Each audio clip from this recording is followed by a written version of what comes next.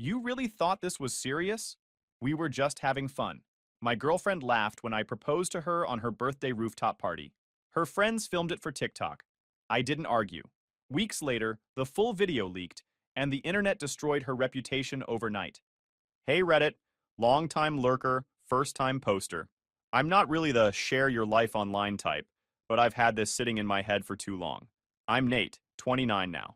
What happened started 3 years ago on a hotel rooftop after party for a coworker's wedding. It was July 2022. I didn't even want to be there. My friend Kyle dragged me because he didn't want to go solo. I was sitting near the bar, half on my phone, when this girl walked in. Lena. She wasn't loud, but everyone noticed her. The kind of person who fills a room without trying. She joked with strangers, danced, and somehow ended up sitting next to me after bumping my chair. We talked about dumb stuff, how bad the wedding playlist was, her weird fear of pigeons, fries and milkshakes. She said that was gross. I said she was missing out. She laughed so hard I remember thinking, I could listen to that forever. Later, we left at the same time, found a food truck, and shared fries on the hood of her friend's car. It felt easy, like we'd known each other for years. A week later, we were dating. That first year was smooth. We took random trips, had movie nights that lasted till morning, met each other's friends. She'd bring life to everything. I liked being the calm one to her chaos. Everyone liked her. My friends, my family, my coworkers. I honestly thought she was the one. She used to tell me she loved how steady I was. I liked how she made boring days fun. Back then, she was working in marketing. Nothing fancy, but she had ambition. When she got into PR, that's when things started changing. She began talking about brand people, influencers, event planners, people always taking photos. At first, I thought it was just part of her job. Then she started saying things like, you have to understand. This is my world now. I didn't argue. I've always believed people should grow. But little by little, it started feeling like I was watching her drift into something I wasn't part of. The phone became an issue. It was always face down, always close by. She'd smile at messages and then quickly lock it. Once or twice, I'd ask, who's that? And she'd say, just work stuff, relax. So I did, but I still noticed. Everyone notices, even when they pretend not to. Around that time, she started calling me too serious. Not in fights, just casually. If I brought up the idea of moving in or planning a trip 6 months ahead, she'd say, you think too far ahead. Let's just have fun. I didn't think asking about the future meant I was rushing anything, but apparently to her it did. Then there were the small lies. Not big enough to confront her over, but not small enough to ignore. She'd say she was out near the harbor for dinner, but her story photo background looked like downtown. I asked once and she shrugged. Plans changed. No guilt, no nervous laugh, nothing. I let it slide. There were other things too, like how she stopped calling me her boyfriend in public, started saying my guy. First time, I thought it was a joke. Third time, I realized it wasn't. She'd also start scrolling while we talked, laughing at her phone mid-conversation. I'd pause. She'd say, sorry, what were you saying? After a while, I stopped repeating myself. She still had her sweet moments, though. Random texts, small gifts, the I miss you kind of stuff that makes you forget everything else. I think that's what kept me there longer than I should have been. When she was good, she was great. But when she pulled away, she made me feel like I was asking for too much just by wanting honesty. One night we were watching something at her place, and her phone lit up. She laughed, typed fast, and flipped it face down again. I didn't say a word, but she caught me glancing. You're not about to get all jealous, right? She asked. I said, not really. She smiled, kissed my cheek, and said, good. I like that about you. It felt like she was testing how far she could push before I reacted. Eventually, I started writing down small things on my phone. Times, places, things she said that didn't match later. Not to trap her, just to keep myself from feeling crazy. She was already halfway out the door. I just hadn't realized she'd been planning her exit while I was still planning her birthday. Lena's 26th birthday was coming up, and she'd been talking about it nonstop for weeks. She wanted something elevated, her word. A rooftop dinner with friends, family, and her PR coworkers. She'd been trading mood boards with Maya and talking venues. I mirrored her brief so the night would still feel like hers. She called them her content circle. I barely knew them, but I knew what she meant. The people always filming everything. When she mentioned the rooftop, I already knew which one she'd pick. The hotel where we met 3 years ago. She still called it her lucky spot. So, without telling her, I booked it. I looped Maya to handle her side's guest list and logistics, so Lena wouldn't trace the details back to me. I figured if she wanted a perfect night, I'd make it happen. That's when I decided I'd propose. I'd been thinking about it for months but kept hesitating. Lately, something had felt off, but I pushed the thought away. I figured maybe doing it on her birthday would remind both of us who we were before things got messy. Everyone important would be there. It would be simple, natural, just a quiet proposal surrounded by people who mattered to her. I planned everything myself, booked the private rooftop section, hired an acoustic guitarist, asked the hotel to set up warm string lights and gold table decor to match her theme. The manager told me it was a popular spot for proposals. That felt like a good sign. The ring wasn't huge, but it was custom made, a silver band with a pear-shaped diamond. Months ago, she joked she liked weird-shaped stones that looked like raindrops. I remembered that one small comment. I thought she'd be touched, I did. I told Kyle, my best friend, about the plan. He helped me talk through the timing. After dinner, after cake, when everyone was still seated and calm, I'd stand up, say a few words, cue the guitarist, and ask. No dramatic speeches, just honest words. What I didn't tell anyone was that I'd be recording it. I placed a small GoPro near one of the rooftop lanterns before guests arrived. I wasn't planning to post anything. I just wanted a record, something real. Maybe it sounds paranoid, but I'd seen what people online could do with clips. A few days before the dinner, I texted Jade, one of Lena's quieter friends. She was never the loud type, never part of the content group.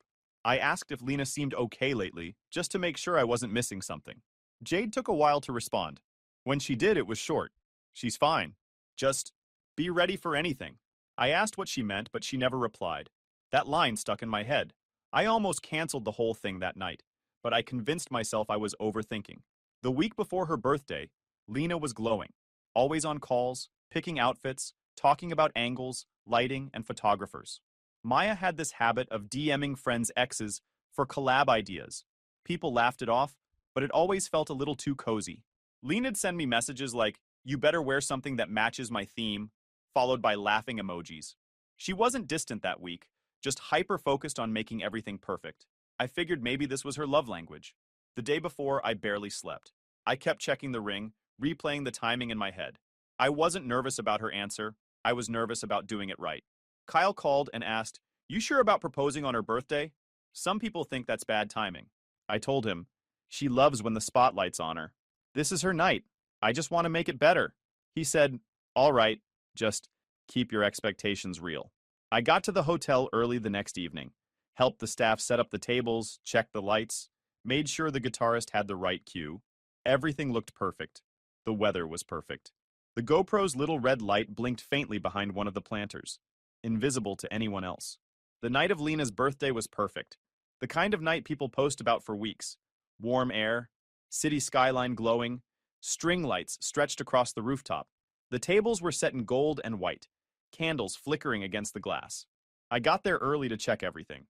The guitarist was tuning quietly in the corner, and the hotel staff moved around setting up desserts near the bar. Everything looked exactly how she'd wanted it.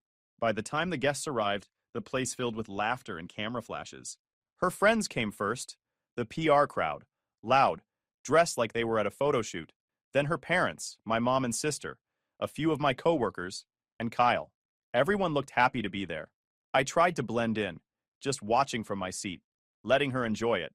Lena walked in last, of course. Gold dress, heels clicking, her hair styled perfectly. Maya was right behind her, phone already recording. "Happy birthday, Queen!" someone shouted. Lena laughed, did a little spin, and said, "Okay, this looks insane." She hugged her parents, kissed her mom on the cheek, and started making rounds for photos. Every few minutes, someone would shout for a picture or a boomerang, and she'd pose with her drink and that practiced smile. I couldn't even be annoyed. This was her world. She looked happy, radiant. I sat with Kyle, watching her bounce between groups. "You ready?" he asked quietly. "Yeah," I said, just waiting for dessert. Dinner was calm. The guitarist played softly. People talked over the music. Waiters moved smoothly around the tables. Lena sat across from me, still glowing, occasionally looking up from her phone to laugh at something her dad said. I remember thinking how surreal it felt. A week ago, I was worried she was slipping away. Now, watching her surrounded by people, it felt like she was completely alive again. After dinner, the lights dimmed a little. Staff brought out the cake. White icing, gold sparkles, 26 and glowing written in cursive. Everyone started singing, phones in the air, flashes lighting her face. She laughed, covered her face like she was shy, then leaned forward and blew out the candles in one breath. Everyone cheered. As the waiter took the cake away to slice, dessert plates started coming out. That was my cue. Mine had the ring inside a small glass dome on top, exactly how I'd arranged it. When it landed in front of me, I could feel my chest tighten, but not in a bad way. I stood up, smoothed my jacket, and took a small breath. The guitarist switched songs. Soft, slow. Lena looked up, confused for a second, then smiled when she saw me standing. I said, "Hey, can I have everyone's attention for a second?" The voices quieted. A few people whispered. I looked at her and started talking. My voice stayed steady. "I've known you for 3 years, and it's been the best kind of chaos I could have asked for. You've changed how I see everything. You make life louder, brighter, and I don't want that to end." So, I bent down on one knee. Gasps. Phones lifted. Maya's camera zoomed in immediately. The guitarist's song slowed to a soft strum. Then Lena laughed. A full, unfiltered laugh that echoed across the rooftop. She looked around like it was some kind of inside joke. "Oh my God," she said, still laughing. "Nate, you really thought this was serious? We were just having fun." The room froze. Even the guitarist stopped. I stayed there for maybe 2 seconds before standing up. I didn't look angry. I just stopped moving. She still had her hand over her mouth, half smiling, eyes darting toward Maya. Maya kept filming, the phone steady, a grin tugging at her face. I reached for the dome, picked up the ring, slipped it back into my pocket. I looked at Lena and said, "Got it. Happy birthday." Silence. Lena's dad shifted in his seat. My mom's face went pale. Kyle looked like he was ready to step forward, but didn't. Lena's smile faltered for a second, like she realized too late that this wasn't a bit. I gave a small nod to her parents, another to Kyle, and turned around. My steps echoed on the tiles because no one else was making a sound. I didn't stop. I walked straight to the elevator, pressed the button, and waited. Behind me, the rooftop stayed quiet. You could hear the city below, horns, faint music from the streets, but up there it was still. When the doors closed, I exhaled once. That was it. No anger, no yelling, just done. By the time the elevator reached the lobby, I'd already texted Kyle. "Pay the bill. I'm done." Kyle also grabbed the GoPro on his way out and dropped it at my place the next morning. He replied with a single, "Got it." I walked out through the hotel's side entrance, past the valet line, and into the street. The air felt heavy but clear, like everything had finally stopped spinning. I didn't call anyone. I didn't check my phone again. That night, I put the ring box on my desk, sat beside it for a minute, then slid it into the drawer. I turned off my phone, lay down, and stared at the ceiling until I fell asleep. No messages, no noise, just quiet. I woke up the next morning to over 100 notifications. Missed calls, texts, mentions. At first, I thought someone was checking on me after what happened last night. Then I opened one of the messages from a coworker. It was a link to TikTok. The caption hit me before the video even started playing. "When your situationship proposes on your birthday," posted by Maya. I pressed play. The clip started right where I stood up at the rooftop dinner. The camera was shaking like someone was pretending not to film, but obviously was. You could hear faint laughter, then my voice saying, "You make life brighter," and the crowd's quiet reaction. Then the zoom. Maya's phone locked right onto me kneeling, then on Lena. She laughed and said, "Oh my God, Nate, you really thought this was serious?" We were just having fun. People gasped in the background. Someone muttered, "Oh no." The video ended right there. Not showing me standing, not showing me walking away. Just the most humiliating 10 seconds. The clip had already passed 2 million views. Comments were everywhere. "She's brutal but honest. He's gonna remember that laugh forever. Why would he even do this at her party? You can see his soul leave his body." By noon, there were hundreds of reposts.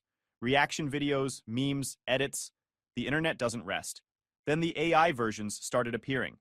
One account posted a cleaned-up version using an AI filter that brightened the lighting and smoothed everyone's faces. The problem was it made me look like a mannequin, expressionless, with weird eye movements that glitched whenever I blinked. The comment section went wild.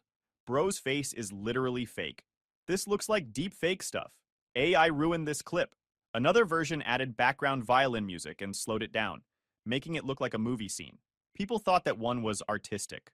Some guy even used an AI voiceover that said, "And that's the exact moment he realized she was never his." Then came the debunkers. A few tech TikTok accounts started doing frame-by-frame breakdowns, pausing to show the reflection in the window where my face flickered. "See that glitch? This part's AI enhanced. The lighting doesn't match here. That's generated. But the audio's real. You can't fake her voice cracking like that. People argued in the comments about what was real and what was fake, while forgetting that the real person being discussed was still alive, sitting in his apartment trying not to throw up every time his phone buzzed. I even saw one version tagged as AI generated for dramatic effect. It still got 500,000 likes. I actually laughed at that one. If AI had a brain, it would have flagged itself for stupidity, I muttered. By evening, my mom called. She'd seen it on Facebook. I told her not to worry, that I was fine. She said, "You didn't deserve that." And that was the only thing that actually landed. I opened my laptop and started saving every version I could find. The original from Maya's account, the AI edits, the reposts with captions, anything with my face or name. I made a folder labeled Proof. It wasn't about revenge. It was about control. If this got worse, I needed records. By the end of the day, there were hundreds of files. Each one felt like another piece of evidence that people don't care what's true, only what gets clicks. Around 9 p.m., I finally checked my messages again. One name stood out, Jade. Her message said, "I saw the video. I need to tell you what really happened." I stared at it for a minute, unsure if I even wanted to know. I typed back, "What do you mean?" She replied almost instantly, "Not here. Can we meet tomorrow?" That was it. I turned my phone off again and sat there for a while. The sound of notifications kept echoing in my head, even though I'd silenced everything. Somewhere out there, people were arguing about whether my humiliation was edited or authentic, as if that made any difference. I wasn't angry yet, mostly numb. I knew whatever Jade had to say wasn't going to fix anything, but maybe it would at least make sense of it. Jade asked to meet at a small coffee place downtown, one of those quiet ones with no music and old chairs that creak when you sit. She was already there when I arrived, sitting by the window with her phone face down on the table. When she saw me, she gave this half smile that looked more like an apology. "Thanks for coming," she said. I sat across from her. "You said you needed to tell me something." She nodded, fidgeting with the sleeve of her sweater. "Yeah, I probably should have said it sooner. I didn't have proof then, and I was scared I'd blow everything up if I was wrong. Be ready for anything was the most I could say." There was a pause. I didn't rush her. Eventually, she took a breath and started talking. "It's about Lena," she said. "And the proposal. What happened that night? It wasn't random. They knew. I didn't say anything." Jade looked down at her hands. "Lena started talking to Brandon again months ago. Around March, I think. Said they were just catching up. At first, I believed her. Then she started mentioning him more often, like casually dropping his name. It didn't take long before they were meeting up. I asked, 'Meeting up how?' 'Dinner, drinks, whatever excuse she could come up with,' Jade said. She told me it was innocent, just two people who used to date. But everyone knew it wasn't. Brandon still wanted her, and she liked the attention. That didn't surprise me. The part that did came next." Jade sighed. "Maya knew everything. She thought it was funny. Said you were too stable, too boring. They'd joke about it sometimes. Stuff like, 'He's probably planning next year's anniversary already.' It took me a second to process that. They made jokes about me?" Jade nodded. "Yeah, I didn't laugh. It felt wrong, but they brushed it off as harmless. Then a week before Lena's birthday, someone in your friend group messed up. She explained that one of my old group chats included Lena from a trip years ago. Someone in the chat said, 'Can't wait to see her face when you pull the ring out.' Lena saw it. She didn't tell you," Jade continued. "She showed Maya instead. Maya said they should record it. Make it a moment. Lena told her not to take it seriously, but she didn't stop her either. I heard them talking about it. Maya literally said, 'I'll film it and make it look like one of those viral rejection clips.' I sat back in my chair. And Lena went along with that. 'Yeah.' She said, 'Whatever. He'll be fine.' Those were her exact words." Jade looked up at me, her eyes tired. "I didn't go to the dinner because I couldn't. I knew it was going to be bad. I thought maybe she'd come to her senses, but when I saw the video, I knew she didn't." For a while, neither of us said anything. I stared out the window at people walking by, holding coffee cups, laughing, living their normal days. I wondered how many of them had seen that clip. Probably half of them. Then Jade spoke again, quieter this time. "There's more." She unlocked her phone and slid it across the table. Brandon and Maya. On the screen were screenshots, messages, dates, photos. Brandon and Maya together, taken weeks before the proposal. The captions were full of inside jokes, hearts, emojis. There was even a short video of them at some bar, sitting close, holding hands. "They've been sleeping together for a while," Jade said. "Lena doesn't know yet. Or maybe she does by now. I don't really talk to her anymore. I scrolled through the messages slowly. They weren't fake. The tone was too casual, too specific. The dates matched the same weeks Lena was supposedly working late or going out with friends. I handed the phone back. Guess the joke aged badly. Jade almost smiled. Yeah, you could say that. I thanked her for being honest. She said she'd been holding it in since before the birthday, feeling guilty for not warning me. I told her not to blame herself. She wasn't the one laughing on camera. Before I left, Jade said, "You didn't deserve it." None of it. She's not who you thought she was. I nodded. She made sure I'd find out eventually. Just not the way she planned. We said goodbye. I walked out of the cafe and down the street without checking my phone. The city noise felt loud again. Car horns, crosswalk beeps, conversations blending together. I wasn't angry. I wasn't sad. I just felt done. When I got home, I opened my laptop and looked at the folder I'd made with all the videos and AI edits. For a second, I thought about deleting everything. Then I thought better of it. Instead, I added a new subfolder and named it Truth. I saved the screenshots Jade had sent me and closed the laptop. I opened my phone, scrolled through the endless notifications one last time, and started deleting everything. TikTok, Instagram, X, all of it. Gone. Then I sat down, opened my work laptop, and finished an overdue project that had been sitting untouched since the night of the proposal. When I was done, I felt something close to peace for the first time in days. No posts, no messages, no noise. Just the sound of my own typing. That night, I slept better than I had in weeks. It had been about a month since the proposal. I hadn't posted anything or said a word online. The clip was still circulating, but it was starting to fade, replaced by whatever new drama people were onto next. That weekend, Kyle convinced me to go out. "You've been locked up in your place too long," he said. "We're getting food. Real food. Not takeout." We ended up at a burger place near the harbor, sitting outside under the heaters. For the first time in weeks, I wasn't thinking about the rooftop or the video. It was just normal. We were halfway through dinner when Kyle's phone buzzed. He looked at the screen, froze for a second, then turned it toward me. "Dude," he said, "you need to see this." It was a TikTok link. The username wasn't familiar. The caption read, "Full video. No cuts. No edits. Make your own judgment." I hesitated before opening it, then pressed play. A week earlier, I'd shared the raw file with the hotel manager to timestamp the timeline for our final bill. After that, the clip wasn't only on my drive. The video started from the same rooftop angle, the one from my GPORO. Someone had leaked the original footage. There were no filters, no AI smoothing, no voiceovers, just raw sound and light. The moment played out exactly how I remembered. Me standing, speaking clearly, the crowd quieting, Lena smiling for half a second before laughing loud enough to echo. Then the line, "Oh my God, Nate, you really thought this was serious? We were just having fun." This time, you could see Maya's camera aimed directly at her, and her smirk as she kept recording. The footage didn't stop there. It showed the silence afterward, Lena's parents looking stunned, my mom's hand covering her mouth, Kyle standing halfway up like he wanted to intervene. Then it showed me calmly picking up the ring, pocketing it, and saying, "Got it. Happy birthday," and walking away. The clip ended there.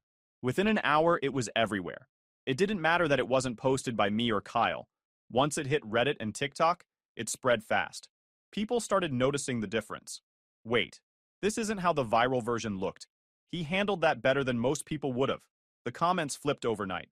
She's straight up cruel. Now that I've seen the full video, I feel sick for him. AI creators who'd made joke edits started deleting their posts. Some even commented things like, "Didn't realize it was manipulated, my bad." For a while, I just sat there with Kyle watching the reactions roll in.